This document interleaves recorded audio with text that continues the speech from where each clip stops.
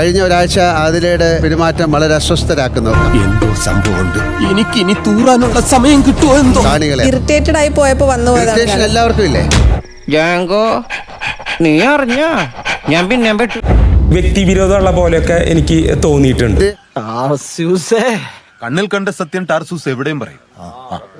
ഉപദ്രവത്തിലേക്ക് പോയോ? പെട്ടെന്ന് ദേഹത്ത് ഉന്തിയപ്പോ ഞാൻ പെട്ടെന്നൊന്ന് ഇങ്ങനെ റിഫ്ലക്സ് എന്ന് പറയുന്നത് ഇമ്മീഡിയറ്റ് ഉണ്ടാകുന്നതാണ്. അത് കുറച്ച് ദിവസം കഴിഞ്ഞുണ്ടാകേണ്ടതല്ല. അല്ല അത് പിന്നെ അതെ അതെ ഇവർ രണ്ടുപേരോടും ഞാൻ പറയാറുണ്ട്, ബോറടിച്ചു തുടങ്ങി. ആ വാക്കാണ് കറക്റ്റ്.